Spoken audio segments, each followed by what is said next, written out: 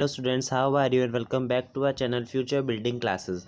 तो आज हम क्लास 10 साइंस का बहुत ही important chapter number second acid bases and salts का फुल चैप्टर आज हम इस वीडियो में डिस्कस करेंगे। तो अगर आपने अभी तक हमारे चैनल को सब्सक्राइब नहीं किया है तो प्लीज़ सबसे पहले जाके हमारे चैनल को सब्सक्राइब कर लीजिए और बेल आइकन को हिट करना मत भूलेगा, ताकि हमारे चैनल से रिलेटेड जो भी न्यू इन्फॉर्मेशन आती है उसका नोटिफिकेशन आपके पास सबसे पहले जाए। तो अब हम चैप्टर स्टार्ट करते हैं। तो फर्स्ट टॉपिक है एसिड एंड बेसिस। सबसे पहले हम एसिड के बारे में जानेंगे। Acids are sour in taste. जो एसिड होते हैं वो टेस्ट में खट्टे होते हैं।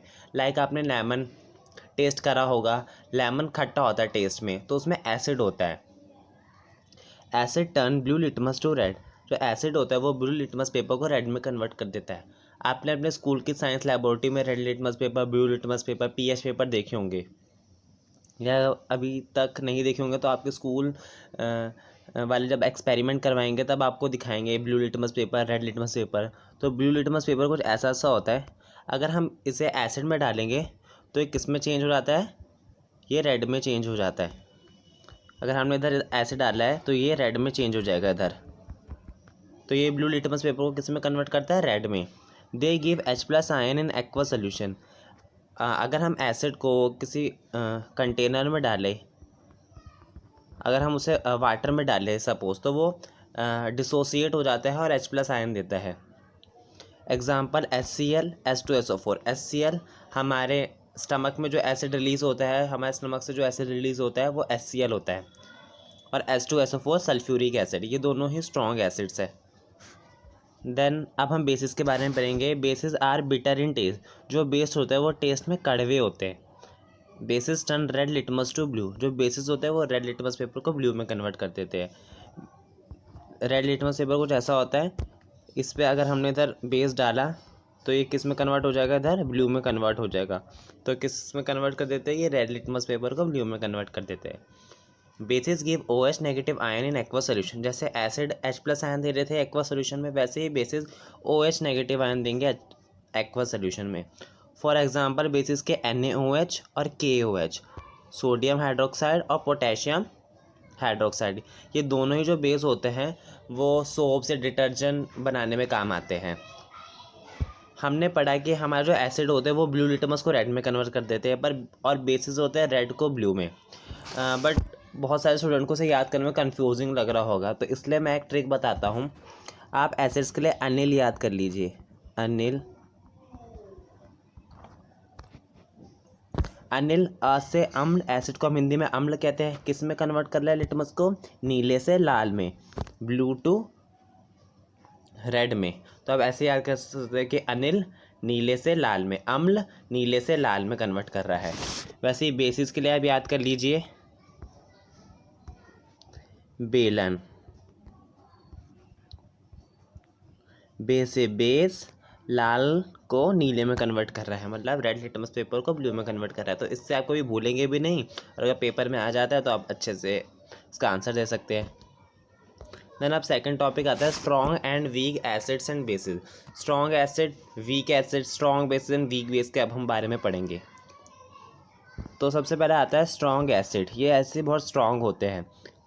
फर्स्ट HCl, अभी मैंने बताया हाइड्रोक्लोरिक एसिड जो हमारे पेट में होता है। H2SO4 सल्फ्यूरिक एसिड और HNO3 नाइट्रिक एसिड, ये तीनों ही जो एसिड होते हैं वो बहुत ही स्ट्रॉन्ग होते हैं। देन सेकंड आता है वीक एसिड्स। वीक एसिड मतलब ये एसिड थोड़े वीक होते हैं नेचर में। कौन सा है? पहला है CH3COOH। इसे हम कहते हैं एसिटिक एसिड। एसिटिक एसिड या इथेनॉइक एसिड हम इसे कहते हैं। देन आता है ऑक्सैलिक एसिड। ये दोनों ही एसिड, और एक और आता है लैक्टिक एसिड। ये तीनों ही एसिड कैसे होते हैं? नेचर में वीक होते हैं। देन अब आते हैं हमारे बेसिस के बारे में। तो स्ट्रॉन्ग बेसिस, फर्स्ट है NaOH sodium hydroxide, second KOH potassium hydroxide and CaOH2 calcium hydroxide. ये तीनों ही बेसिस स्ट्रॉन्ग होते हैं।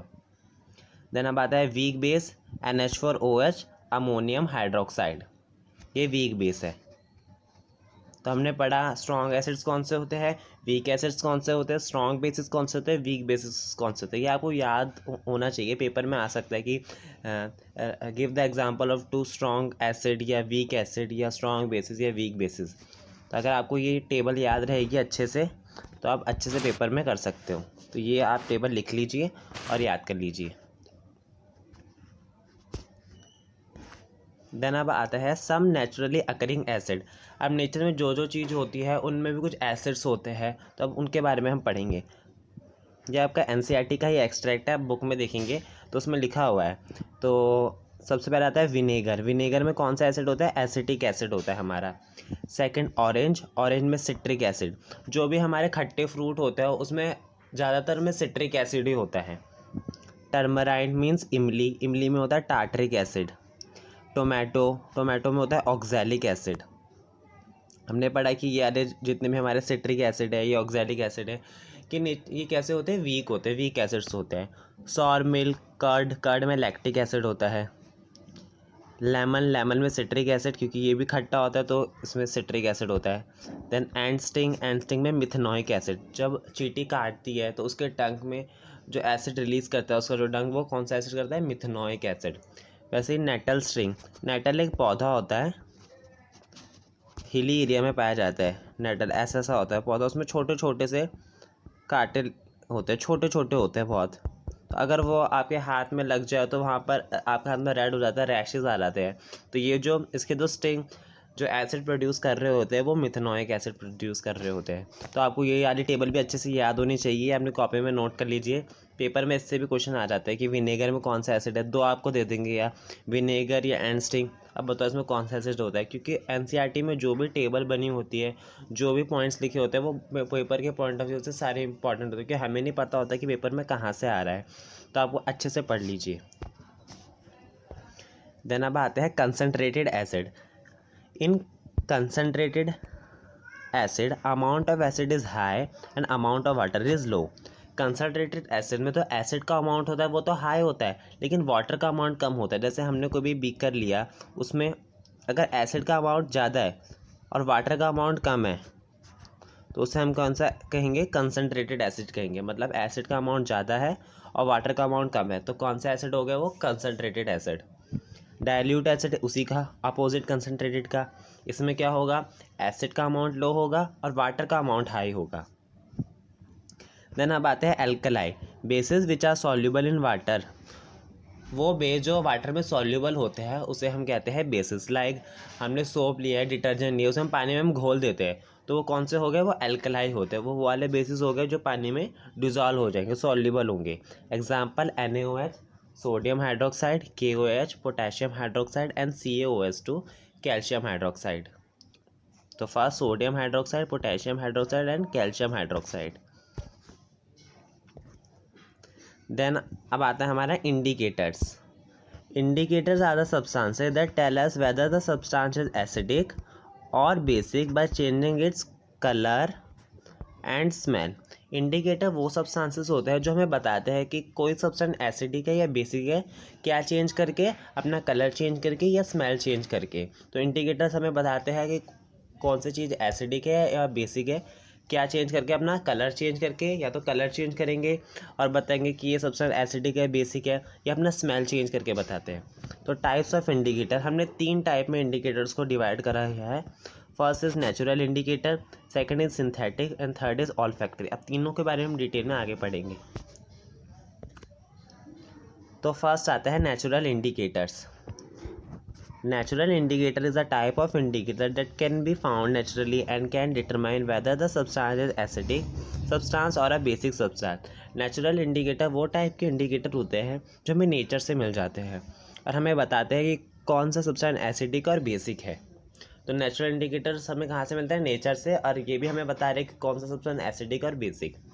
तो एग्जांपल्स, फर्स्ट आता है red cabbage leaves, second turmeric, litmus, hydrangea, पिट्यूनिया, geranium. ये जो सारे हैं ये सारे नेचुरल इंडिकेटर्स हैं, हमें बताएंगे कौन सा सब्सटेंस एसिडिक और बेसिक है।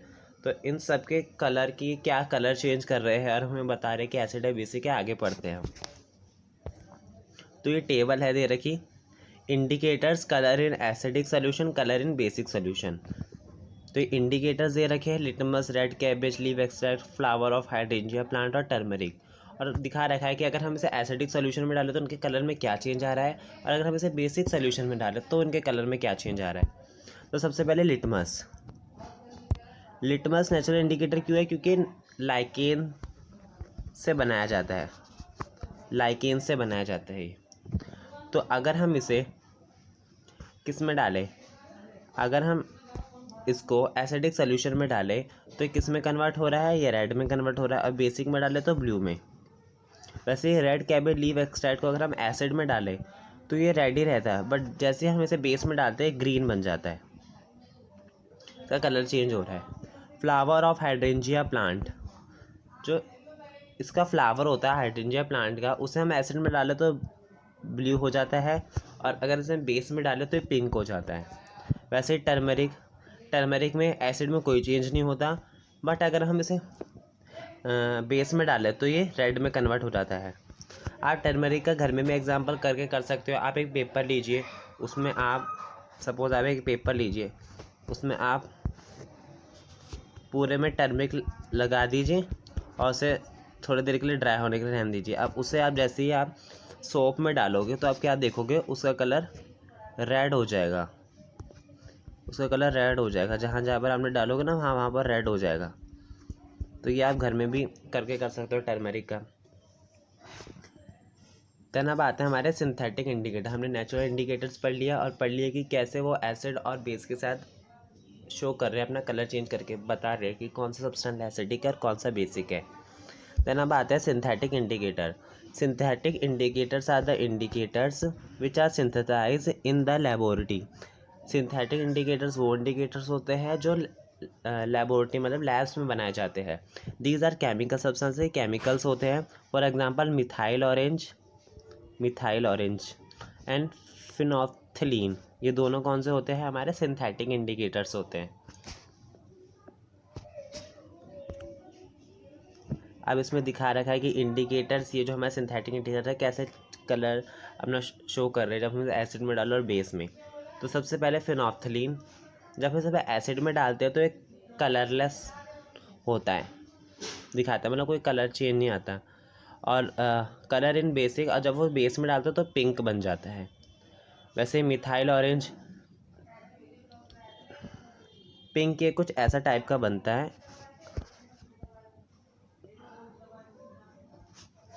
कुछ ऐसा टाइप का पिंक सा बनता है। अगर हम इसे डालें ना बेस सॉल्यूशन होता है तो कुछ ऐसा सा बनता है, थोड़ा डार्क पिंक सा बनता है। वैसे जब हम मिथाइल ऑरेंज को अगर हम एसिड में डाला तो वो रेड हो जाता है, और जैसे हमने इसे बेस में डाला तो वो येलो ही रहता है। अब आता है ऑल फैक्ट्री इंडिकेटर।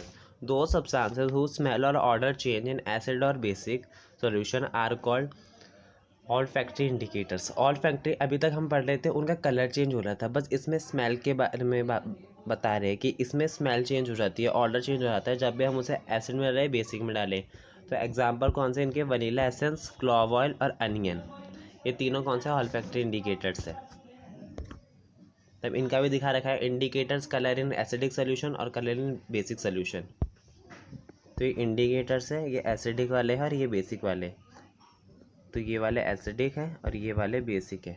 तो अनियन को जब हमने डाला एसिडिक में तो एक कैरेक्टरिस्टिक स्मेल आई, एक स्मेल आई, बट बेस में डाला तो कोई स्मेल नहीं आई।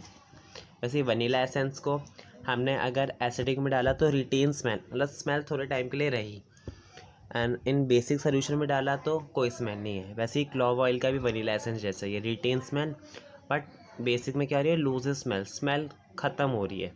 पर वनीला एसेंस में तो जब हमने उसे बेसिक में डाला तो कोई स्मेल ही नहीं आई। तो ये आपको टेबल अच्छे से याद होनी चाहिए कि किसका कैसे में कलर चेंज हो रहा है, या किसका ऑर्डर कैसे चेंज हो रहा है। Then understanding the chemical properties of acid and bases. अब हम अभी तक हमने पढ़ा कि हमारे एसिड क्या होते हैं, बेसिस क्या होते हैं, strong acid, weak acid, indicators, concentrated acid, dilute acid, alkali, और कैसे कैसे हम उसे चेंज कर सकते हैं इंडिकेटर्स को। मतलब अगर हम उसे एसिड में डालें तो क्या कलर चेंज हो रहा है, बेस में डालें तो क्या कलर चेंज हो रहा है, या ऑर्डर क्या चेंज हो रहा है। तो अब हम पढ़ेंगे एसिड और बेसिस की केमिकल प्रॉपर्टीज़। तो how do acid and base react with metal. तो एसिड और बेस मेटल के साथ कैसे रिएक्ट करते हैं। तो सबसे पहले हम देख रहे हैं reaction of acid with metal. Acid की मेटल के साथ हम रिएक्शन देख रहे हैं। तो एसिड को जब हमने मेटल के साथ रिएक्ट करा तो सॉल्ट प्लस हाइड्रोजन गैस हमारा प्रोडक्ट बने। फॉर एग्जांपल हमने एसिड के लिए लिया HCl हाइड्रोक्लोरिक एसिड, और मेटल के लिए लिया हमने जिंक। तो हमने दोनों को रिएक्ट करवाया तो हमारा क्या बना, zinc chloride plus H2 gas हमारी लिबरेट हुई। Then reaction of base with metal. अब बेस मेटल के साथ कैसे रिएक्ट करता है, जैसे एसिड करता है वैसे ही इसमें होता है, इसमें भी सॉल्ट और हाइड्रोजन गैस बनती है। तो हमने बेस को मेटल के साथ रिएक्ट करवाया तो सॉल्ट और हाइड्रोजन गैस रिलीज़ होगी। बेस के लिए हमने लिया सोडियम हाइड्रोक्साइड और मेटल के लिए हमने जिंक की लिया। दोनों को हमने रिएक्ट करवाया तो क्या बना है, सोडियम जिंकेट Na2ZnO2, और H2 गैस हमारी क्या हुई, लिबरेट हुई। अब ये वाला इंपॉर्टेंट है, पेपर में इसमें से क्वेश्चन आ रहा है। Hydrogen gas release can be tested bringing burning candle near gas bubbles it burst with pop sound. Hydrogen gas को हम कैसे टेस्ट कर सकते हैं, अगर हम उसे जहाँ पर गैस इवॉल्व हो रही है वहाँ पर हम बर्निंग कैंडल लिया है तो पॉप साउंड के साथ वो बर्स्ट होती है हाइड्रोजन गैस। आगे इस डायग्राम से हम देख सकते हैं कि हाइड्रोजन गैस का हम टेस्ट कैसे कर रहे हैं। तो टेस्टिंग ऑफ हाइड्रोजन गैस, तो इसके लिए हमने एक टेस्ट ट्यूब ली है, उसमें हमने क्या डाला, डाइल्यूट सल्फ्यूरिक एसिड डाला, dilute sulphuric acid, zinc granules डाले। तो जब हमें पता है जब हमारा जिंक मतलब हमारा कोई मेटल है वो किसके साथ रिएक्ट कर रहा है, एसिड के साथ रिएक्ट कर रहा है, तो क्या बनाएगा, सॉल्ट बनेगा और हाइड्रोजन गैस रिलीज होगी। तो हाइड्रोजन गैस के बबल बन रहे हैं। और यहाँ पर हमने इस साइड क्या रखा, एक हमने डिलीवरी ट्यूब से गैस को हम पास करवा रहे हैं, और इधर हमने कंटेनर लिया जिसमें हमने सोपी सॉल्यूशन लिया है। अब क्या होगा, जब गैस इसमें से आएगी और यहाँ पर जब सोपी सॉल्यूशन में जाएगी तो ये बबल्स निकलेंगे, क्योंकि यहाँ से तो गैस आ रही है और ये सोपी सॉल्यूशन है तो बबल्स निकलेंगे। तो 100 bubble filled with hydrogen gas. तो ये जो 100 बबल होगी इसके अंदर जो एयर होगी वो किसकी होगी, हाइड्रोजन गैस की होगी, क्योंकि डिलीवरी ट्यूब से हाइड्रोजन गैस इधर आ रही है। और अगर हम इसके सामने कैंडल लिया तो अभी हमें पता है कि अगर हम हाइड्रोजन गैस के सामने कोई भी कैंडल लिया तो पॉप साउंड के साथ बर्स्ट होती है। तो burning of hydrogen gas with a pop sound, तो हाइड्रोजन गैस बर्न होगी पॉप साउंड के साथ। तो ये टेस्टिंग ऑफ हाइड्रोजन गैस का सेटअप है, जिससे आपको पता चल जाता है कि हम हाइड्रोजन गैस को कैसे टेस्ट कर सकते हैं। Then reaction of metal carbonate, metal hydrogen carbonate with acid and bases. अब हम मेटल कार्बोनेट और मेटल हाइड्रोजन कार्बोनेट को एसिड और बेसिस के साथ रिएक्ट करेंगे। तो एसिड को हमने जब मेटल कार्बोनेट या मेटल हाइड्रोजन कार्बोनेट के साथ रिएक्ट करा तो हमारा क्या बन रहा है, सॉल्ट, CO2 और H2O। क्या बन रहा है हमारा, हमने एसिड को मेटल कार्बोनेट और मेटल हाइड्रोजन कार्बोनेट के साथ रिएक्ट करा तो हमारा क्या बन रहा है, सॉल्ट बन रहा है, CO2 गैस इवॉल्व हो रही है और H2 फॉर्म हो रहा है। तो तीन चीज़ें फॉर्म हो रही है, सॉल्ट, CO2 प्लस H2O। तो एक एसिड लिया HCl, उसे हमने सोडियम के कार्बोनेट के साथ रिएक्ट करवाया तो क्या बन रहा है हमारा, NaCl सॉल्ट बन रहा है, CO2 गैस इवॉल्व हो रही है और H2 वाटर बन। वैसे हमने मेटल को सोडियम हाइड्रोजन कार्बोनेट के साथ रिएक्ट करवाया तो क्या बन रहा है, दोबारा से सॉल्ट बन रहा है, CO2 और H2O।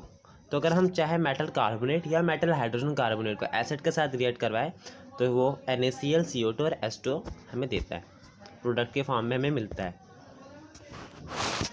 But basis metal carbonate और मेटल हाइड्रोजन कार्बोनेट के साथ रिएक्ट नहीं करते, बेसिस नहीं करते मेटल कार्बोनेट और मेटल हाइड्रोजन के साथ react. CO2 can be tested by passing it through lime water. अब हम CO2 का टेस्ट देख रहे हैं। तो अगर हमने कैल्शियम हाइड्रोक्साइड और CO2 को रिएक्ट करवाया तो क्या बनता है हमारा, calcium carbonate plus H2O।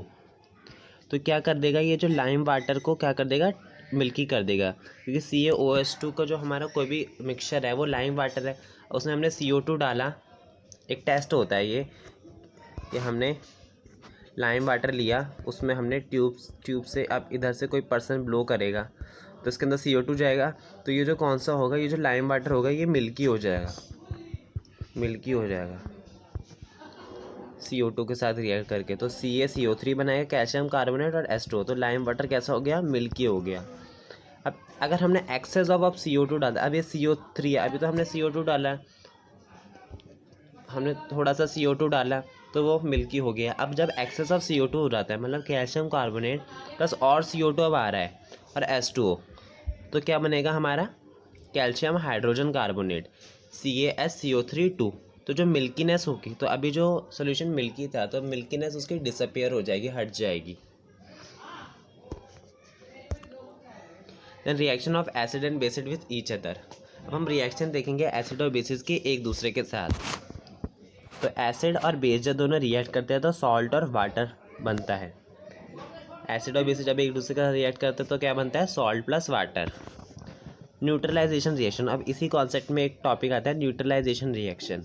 When acid and base react to form salt and water is called neutralization reaction. जब एसिड और बेस रिएक्ट करते हैं तो क्या बनाते हैं, सॉल्ट प्लस वाटर, इसे हम क्या कहते हैं, न्यूट्रलाइजेशन रिएक्शन।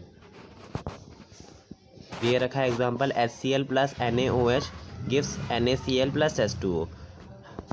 हाइड्रोक्लोरिक एसिड को हमने सोडियम हाइड्रोक्साइड के साथ रिएक्ट करवाया तो क्या बना, सोडियम क्लोराइड प्लस वाटर।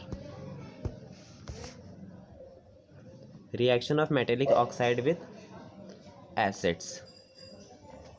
अब मेटेलिक ऑक्साइड जब एसिड के साथ रिएक्ट करते हैं तो क्या बनाते हैं, ये हमें पता होना चाहिए। जो मेटल के ऑक्साइड होते हैं वो बेसिक के नेचर होते हैं। तो एसिड और बेस रिएक्ट करेंगे तो हमें पता है सॉल्ट और वाटर बनना है।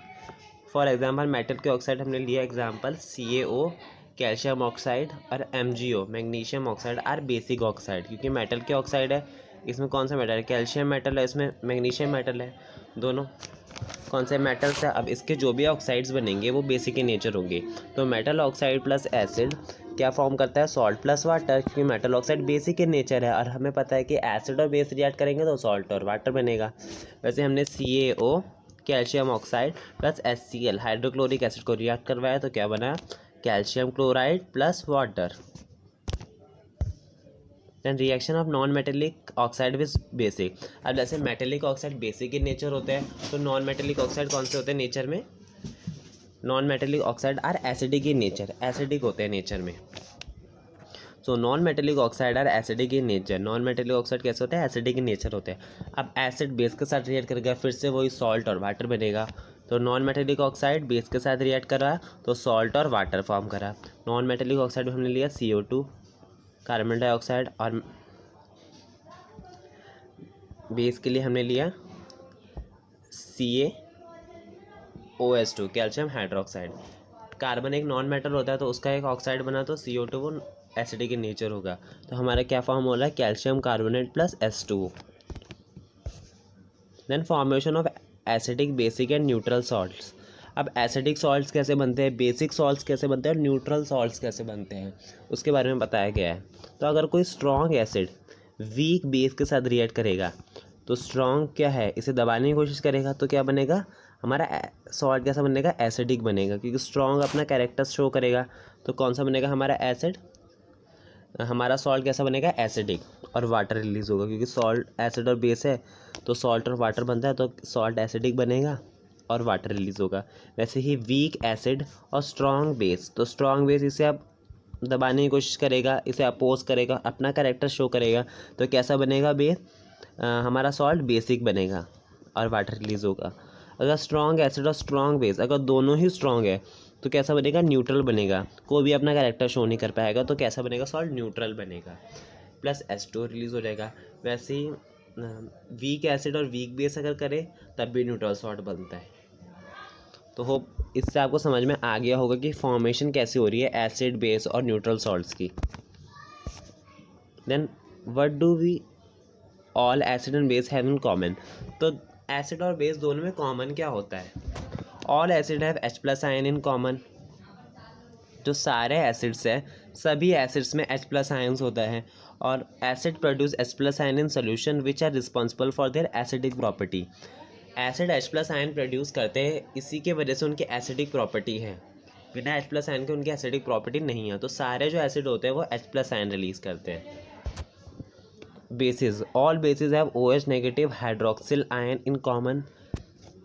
OH नेगेटिव को हम हाइड्रोक्सिल आयन भी कहते हैं।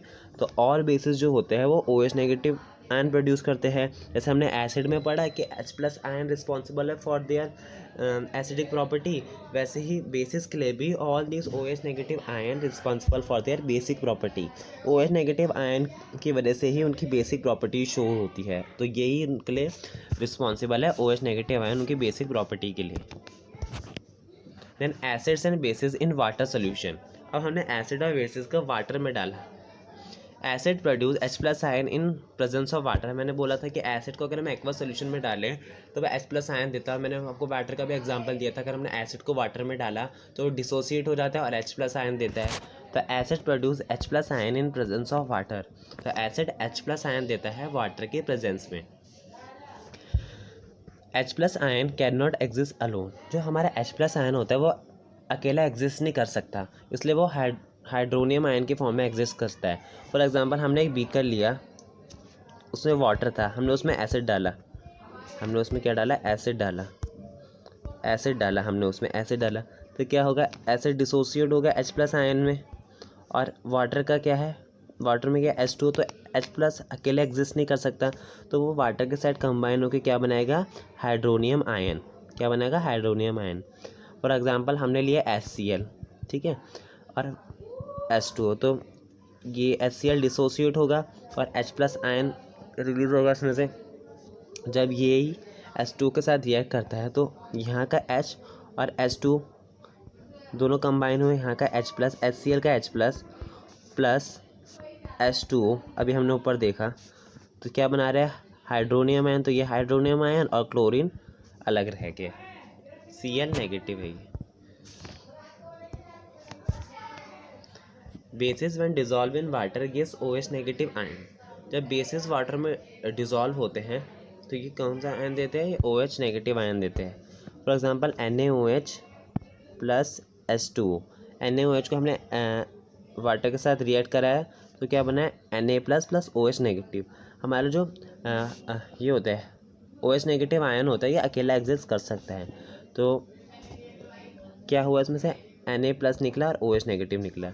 ऐसे MgOH2 मैग्नीशियम हाइड्रोक्साइड को हमने जब वाटर के साथ रिएक्ट करवाया तो क्या बना है? Mg2 plus. Mg2 प्लस है, ये है Mg2 प्लस, मैग्नीशियम का आयन और OH नेगेटिव।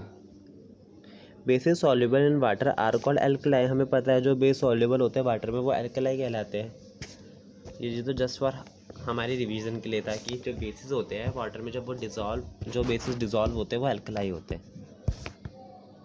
देने कुछ इंपॉर्टेंट पॉइंट है। While diluting acid it is recommended that acid should be added to water and not water to acid because the process of dissolving an acid or base in water is highly exothermic. If water is added to acid, the heat generated may cause the mixture to splash out and cause burn, and glass container may also break due to excessive local heat. इसे हम समझते हैं एक diagram की help से। For example आप lab में गए, आपने एक बीकर लिया, उसमें पानी था। अगर आपने इसके अंदर एसिड डाला, इसके अंदर एसिड डाला, तो हमें एसिड में तो स्मॉल अमाउंट में डालना चाहिए, तो थोड़ा थोड़ा करके हमने एसिड डाला, तो इस केस में तो कुछ भी नहीं होगा क्योंकि एसिड से जो भी हीट रिलीज़ हो रही होगी वो वाटर अपने में एब्जॉर्ब कर रहा होगा, तो इस केस में तो कुछ नहीं होगा। वैसे अगर आप इसका अलग केस ले लें, आपने एक बीकर लिया है, उसमें एसिड भरा हुआ है, अब आप इसके अंदर वाटर डाल रहे हैं, तो ऐसे केस में क्या होगा? वो एक्सेसिव हीट, क्योंकि जैसे आपने वाटर डाला इसमें, इस एसिड में, तो क्या करेगा? वो एसिड के बॉन्ड को तोड़ने लग जाएगा, तो इसके तोड़ने से इतनी हीट रिलीज़ होगी कि ये बीकर भी फूट सकता है, जिसकी वजह से आपको इंजरी हो सकती है, कुछ इंजरी हो सकती है, या आपका हाथ जल जाए, ऐसा कुछ हो सकता है। तो हमेशा हमें वाटर के अंदर एसिड डालना चाहिए, ना ही कि एसिड के अंदर वाटर डालना चाहिए। हमें ये वाला मेथड यूज़ करना चाहिए कि हम वाटर के अंदर एसिड डालें, ना ही कि एसिड के अंदर वाटर डालें। तो यही हमारा पीछे लिखा हुआ था कि हम जब भी हम एसिड को डाइल्यूट करते हैं, हमें हमेशा सजेस्ट किया जाता है कि acid should be added to water. Water में एसिड डालें, ना ही कि एसिड में वाटर डालें, क्योंकि हम अगर ऐसे करते हैं, क्योंकि ये बहुत ही हाईली एक्सोथर्मिक रिएक्शन होती है। एक्सोथर्मिक रिएक्शन मतलब हीट रिलीज़ हो रही है हमारी। तो if water is acid to acid, अगर हमने एसिड में वाटर डाला तो इसकी वजह से इतनी हीट जनरेट होगी, इसकी वजह से स्प्लैश आउट हो सकता है, हमारा ग्लास टूट सकता है और हमें इंजरी हो सकती है। तो यही हमारे इस पॉइंट से बताया गया है। देन अब हम पढ़ते हैं strength of acid and basis, acid और बेसिस की स्ट्रेंथ। तो सबसे पहले हम इसमें पढ़ेंगे universal indicator is a mixture of several indicator is show different colour at different concentration of H+ ion in solution. ये मिक्सचर होता है सेवरल इंडिकेटर का, ये शो करता है different colour at different concentration of H+ ion. H+ ion की कितनी concentration है ये शो करता है, ये हमारा नेचुरल यूनिवर्सल इंडिकेटर कि H+ आयन की कितनी कंसनट्रेशन है, उसी के हिसाब से अपना कलर चेंज करता है। तो ये हमारा pH पेपर है। Variation of pH with the change in concentration of H+ and OH negative ion. तो यहाँ पर 1 से लेके 14 तक होते हैं नंबर। 7 हमारा न्यूट्रल होता है। यहाँ पर एसिडिक स्ट्रेंथ इंक्रीज़ होगी, अगर 7 से कम होगा 6, 5, 4, 3, 2, 1 तो एसिडिक स्ट्रेंथ इंक्रीज़ हो रही है, और अगर 7 से ज़्यादा होगा मतलब बेसिक स्ट्रेंथ इंक्रीज़ हो रही है। अब देखिए, अगर एसिडिक होगा तो उसमें H+ आयन ज़्यादा होंगे, और ऑब्वियसली उसमें अगर वो बेसिक होगा तो उसमें H+ आयन कम होंगे। वैसे इसमें यही दिखा रखा है कि अगर वो बेसिक है तो OH नेगेटिव आयन ज़्यादा है, ये वाला रीजन तो दिखा रहा है OH नेगेटिव आयन ज़्यादा है, और ये वाला OH नेगेटिव आयन कम है। एसिड में OH नेगेटिव आयन होते ही नहीं है, तो OH नेगेटिव आयन मतलब कम हो रहा है, तो मतलब वो एसिडिक है। देन अब आता है pH scale, a scale for measuring H+ ion concentration in a solution. pH is P in pH for potence, a German word which means power. अभी हमने यूनिवर्सल इंडिकेटर पढ़ा, जो हमारा क्या होता है pH होता है, pH पेपर होता है, वो यूनिवर्सल इंडिकेटर होता है। तो pH स्केल में हमें क्या पता चल रहा होता है, H+ आयन की कंसंट्रेशन वो हमें बताता है pH। हमारे pH में जो P है वो एक जर्मन जो स्टैंड करता है पोटेंस के लिए, जिसका एक जर्मन वर्ड है जिसका मतलब होता है पावर। हमने pH में पढ़ा, pH स्केल में पढ़ा कि हमारा जो 7 होता है वो कौन सा होता है, न्यूट्रल होता है। 7 से कम सारे एसिडिक, 7 से ज़्यादा सारे अगर होगा बेसिक होगा। अगर 7 से ज़्यादा वो शो कर रहा है तो वो बेसिक होगा। तो 7 neutral solution, pH less than अगर 7 होगा तो एसिडिक सोल्यूशन, और pH मोर देन अगर 7 होगा तो बेसिक सोल्यूशन होगा हमारा। देन अब हमें pH पेपर दिखा रखा, उसके कलर कैसे चेंज होते हैं। अगर हम उसे वाटर में डालें अगर pH पेपर को, तो न्यूट्रल दिखाएगा, क्योंकि वाटर हमारा ना ही एसिडिक है ना बेसिक है, तो उसमें ग्रीन कलर दिखाएगा, ये वाला कलर दिखाएगा। वैसे ही अगर हम इसे pH पेपर को हाइड्रोक्लोरिक एसिड में डालें तो इनमें से कोई कलर दिखाएगा, 1 और 2 में शायद मे भी कलर दिखाए वो। अगर आप pH पेपर को हाइड्रोक्लोरिक एसिड में डालें, क्योंकि हाइड्रोक्लोरिक हमें पता है बहुत ही पावरफुल वो एसिड होता है, स्ट्रॉन्ग एसिड होता है, तो 1 और 2 में कलर दिखाएगा, रेडिश सा कलर दिखाएगा, pH पेपर चेंज हो जाएगा। वैसे ही अगर हम pH पेपर को सोडियम हाइड्रोक्साइड में डालें तो इनमें से कोई कलर दिखाएगा, क्योंकि वो स्ट्रॉन्ग क्या है, बेस है।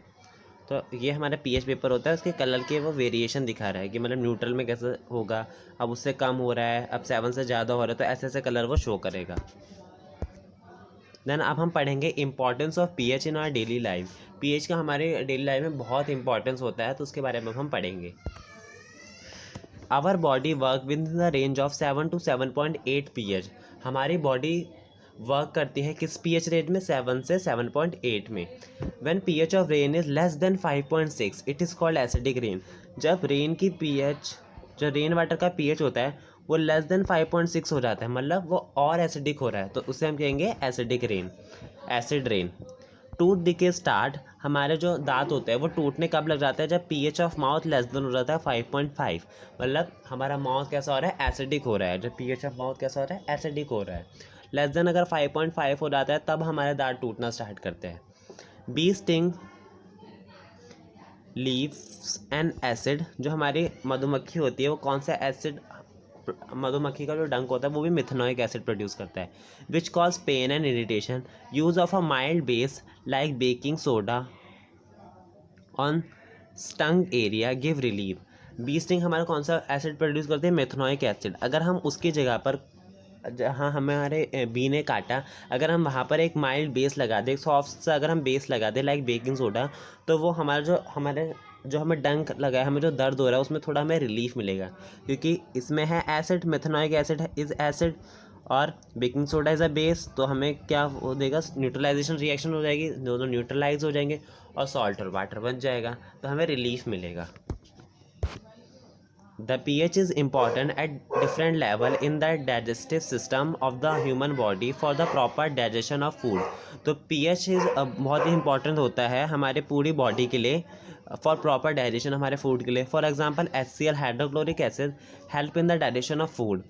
When food enter in stomach, HCl turns the pH of stomach between 1 and 3. HCl मैंने भी बताया हमारे पेट में होता है, तो हमारे फूड के डाइजेशन के लिए बहुत ही इम्पॉर्टेंट होता है। HCl हमारे pH, जब भी खाना आता है तो हमारे स्टमक का pH किसके बीच में कर देता है, 1 to 3 के बीच में, क्योंकि वो हाईली एसिडिक है। और 1 to 3 हमारा वैसे वाले एसिड होते हैं जो स्ट्रॉन्ग होते हैं बहुत।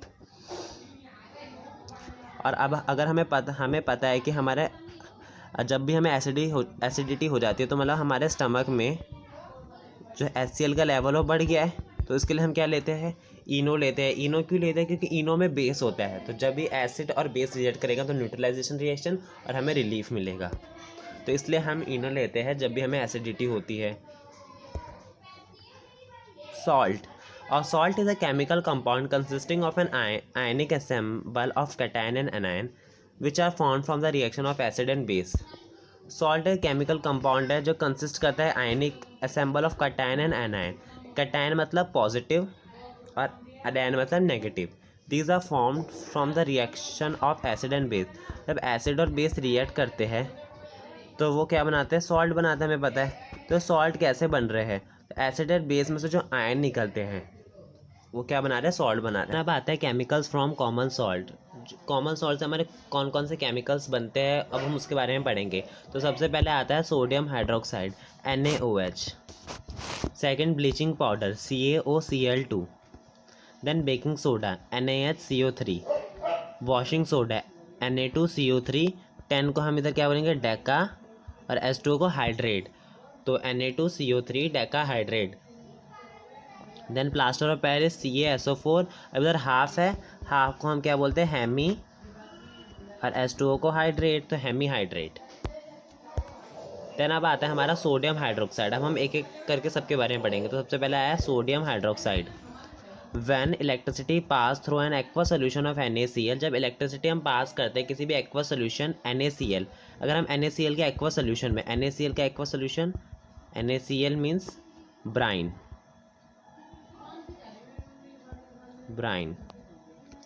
जब हम इसमें इलेक्ट्रिसिटी पास करते हैं तो ये डिकम्पोज हो जाता है और क्या बनाता है हमारा NaOH, और इस प्रोसेस को हम कहते हैं क्लोर एल्कलाई प्रोसेस। ये बहुत ही इंपॉर्टेंट प्रोसेस है पेपर के पॉइंट ऑफ व्यू से।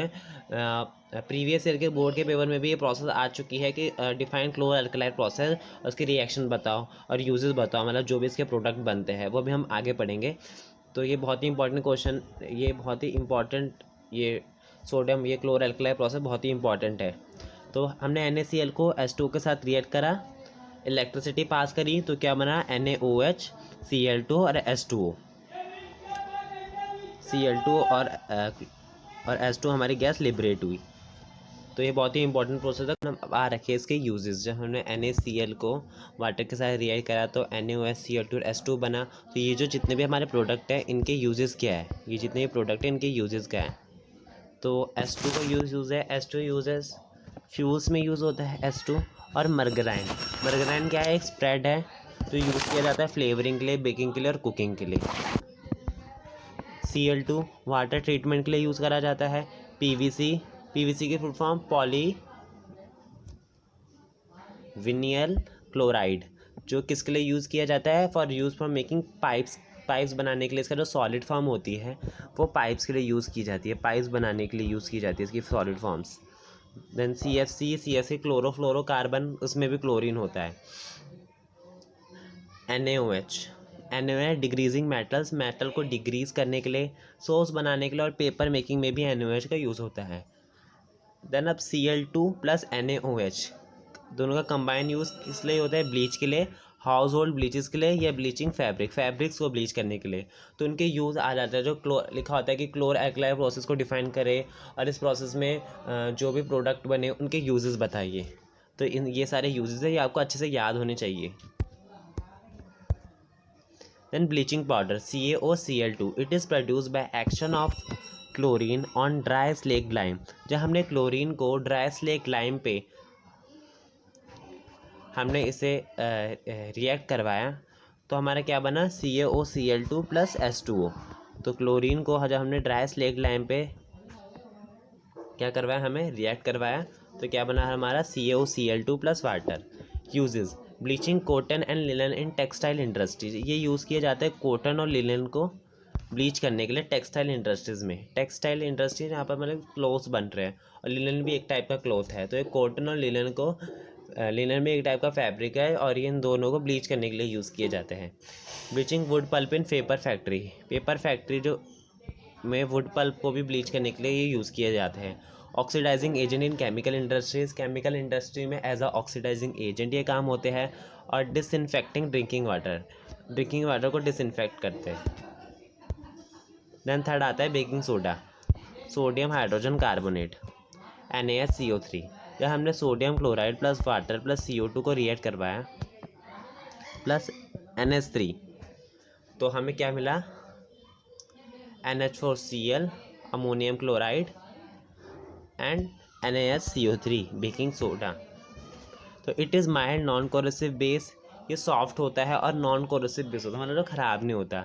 When it is heated during cooking, जब हमने सोडियम बेकिंग सोडा को जब हमने कुकिंग के टाइम हीट करा, डेल्टा का साइन है, जिसमें हमने हीट दी, तो ये क्या बना रहा है? Na2CO3 sodium carbonate plus H2O plus CO2। Uses, अब इसके हमने यूजेस हम पढ़ेंगे। For making baking powder, mixture of baking soda and tartaric acid, ये भी बहुत इंपॉर्टेंट है। बेकिंग पाउडर कैसे बनता है? Mixture of baking soda and tartaric acid. जब हम टार्टरिक एसिड और बेकिंग सोडा को मिलाते हैं, उसके मिक्सचर से हमारा क्या बनाता है? बेकिंग पाउडर बनता है। When baking powder is heated और मिक्स विथ वाटर, जब हमने बेकिंग पाउडर को हीट करा, मिक्स करा वाटर के साथ, CO2 हमारी बनती है which cause bread and cakes to rise making them soft and spongy. तो ब्रेड और केक किस लिए हमारे सॉफ्ट और स्पॉन्जी होते हैं? बिकॉज क्योंकि जब हमने बेकिंग पाउडर को हीट करा था, हमने देखा था हमारा CO2 रिलीज़ हो रहा है, तो इसी CO2 की वजह से हमारा जो ब्रेड्स होते हैं, केक्स होते हैं, वो हमारे सॉफ्ट होते हैं, स्पॉन्जी होते हैं। एंड इंग्रेडिएंट इन एंटासिड, एक इंग्रेडिएंट एंटासिड के फॉर्म में भी यूज़ होता है। Used in soda acid fire extinguisher, soda acid और फायर एक्सटिंग्विशर के यूज़ में भी ये यूज़ होता है। देन अब आता है washing soda Na2CO3 decahydrate, recrystallisation of sodium carbonate. जब हमने सोडियम कार्बोनेट को दोबारा से रिक्रिस्टलाइज करा तो हमें क्या मिलता है? Washing soda. It is a basic salt, एक बेसिक सॉल्ट है। तो Na2CO3 प्लस 10 मॉलिक्यूल्स हमने किसके लिए? वाटर के लिए। तो हमें क्या बना रहा है? Na2CO3 decahydrate. Usages in glass, soap and paper industries में यूज़ होता है। मैन्युफैक्चर ऑफ बोरेक्स से मैन्युफैक्चर में यूज़ होता है।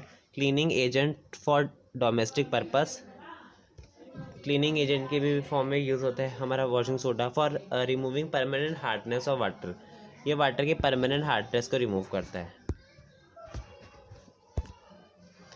तब अब आता है plaster of Paris, calcium sulphate hemihydrate. On heating gypsum, जब हमने जिप्सम को हीट करा, जिप्सम क्या है? CaSO4 2H2O at 373 kelvin it loses water molecule and become plaster of Paris. जब हमने जिप्सम को हीट करा कितने डिग्री पे, 373 डिग्री केल्विन पे, ये वाटर मॉलिक्यूल्स को लूज़ कर देता है और क्या बनाता है, हमारा पीओपी बनाता है। It is a white powder. POP हमारा क्या होता है, वाइट पाउडर होता है। अगर हम पीओपी में दोबारा से वाटर को मिक्स कर दें तो क्या बना देगा, जिप्सम। अगर हम पीओपी में वाटर को जब ऐड करते तो बहुत सॉलिड बन जाता है। तो हमने करा होगा, अगर आपने कभी पीओपी में वाटर को ऐड करा होगा तो कुछ टाइम पे बाद वो बहुत सॉलिड बन जाता है। तो क्या किस में कन्वर्ट हो गया, जिप्सम में कन्वर्ट हो गया। तो दिखा रहा है हमने जब कैल्शियम सल्फेट हेमीहाइड्रेट को रिएक्ट करा वाटर के साथ, उसके हमने मॉलिक्यूल लिए, ये हमने मॉलिक्यूल लिया वाटर का, तो हमें क्या मिल रहा है, CaSO4 2H2O, हमें क्या मिल रहा है, जिप्सम मिल रहा है। देन यूजेस दिखा रहा है क्या, हमने प्लास्टर ऑफ पेरिस के, doctor use POP for supporting the fracture bone. जब भी हमारे बोन अगर, जब भी किसी की बोन अगर फ्रैक्चर हो जाती है तो डॉक्टर क्या करते हैं, पीओपी का यूज़ करते हैं फ्रैक्चर बोन को सपोर्ट करने के लिए। For making toys material for decoration, toys को बनाने के लिए या डेकोरेटिव मटेरियल को बनाने के लिए भी आपने देखा होगा बहुत सारे गॉड गॉडेस की जो हमारे स्टैचू होते हैं उसमें पीओपी का यूज़ किया जाता है। टॉयज़ को बनाने के लिए भी पीओपी का यूज़ किया जाता है। फॉर मेकिंग सरफेस स्मूथ, हमारे जो सरफेस होता है उसको भी स्मूथ करने के लिए पीओपी का यूज़ किया जाता है। तो इसी के साथ हमारा एसिड बेस एंड सॉल्ट पूरा चैप्टर अच्छे से कंप्लीट हो गया है। होप आपको पूरा चैप्टर अच्छे से समझ में आ गया होगा। जो भी मैंने आपको इंपॉर्टेंट कॉन्सेप्ट बताए, अच्छे से आपको एक्सप्लेन करा सारी चीज़ें, होप आपको अच्छे से समझ में आ गए होंगे सारे टॉपिक। स्टिल आपको अगर किसी भी टॉपिक में अगर डाउट हो तो आप कमेंट करके पूछ सकते हैं। So thank you and have a nice day.